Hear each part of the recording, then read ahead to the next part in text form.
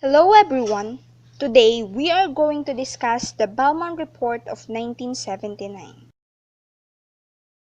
In 1990s, there's an increase in the number of abusive, unethical, and inhuman researches, like the Nuremberg War Tribunal in 1947, radiation researches in US, and syphilis study in Tuskegee, where 600 low-income African American males, 400 of which are affected by syphilis, were monitored for 40 years without giving proper medical treatment. Due to the publicity from the syphilis study, the National Research Act of 1974 was passed. The National Research Act created the National Commission for the Protection of Human Subjects of Biomedical and Behavioral Research, which prepared the Belmont Report of 1979. Belmont Report of 1979 is subdivided into three discussion topics, namely boundaries between practice and research, basic ethical principles, and applications. Practice refers to the interventions that are designed solely to enhance the well-being of an individual, while research is designated to test the hypothesis and contribute to the existing body of knowledge.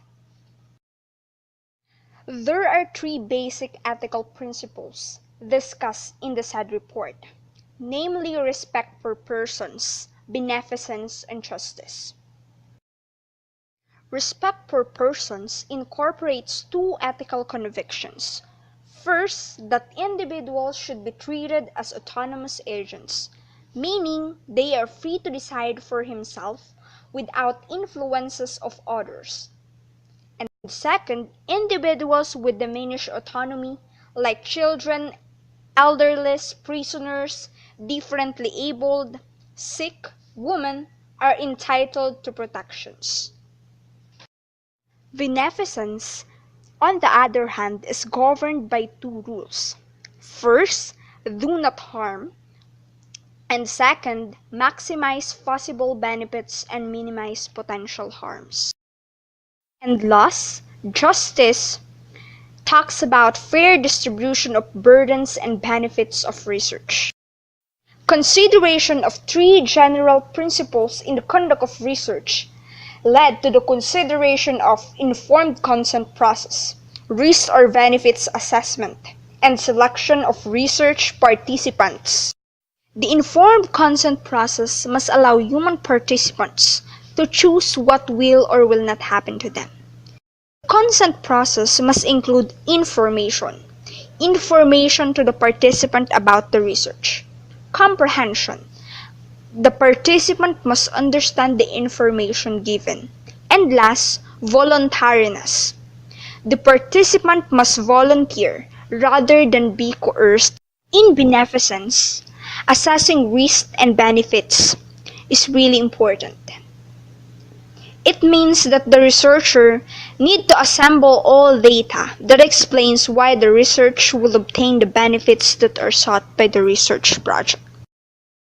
And lastly, there must be fair procedures and outcomes in the selection of research participants. Justice is important in the selection of subjects at two levels, the societal and individual. To summarize, Belmont Report talks about differences between research and practice.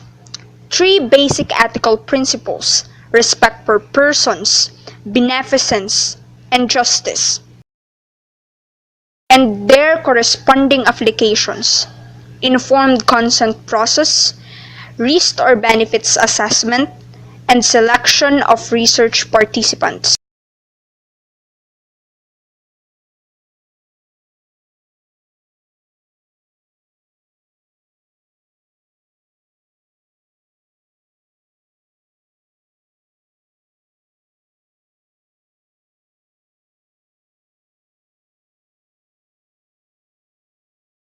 Created using Powtoon.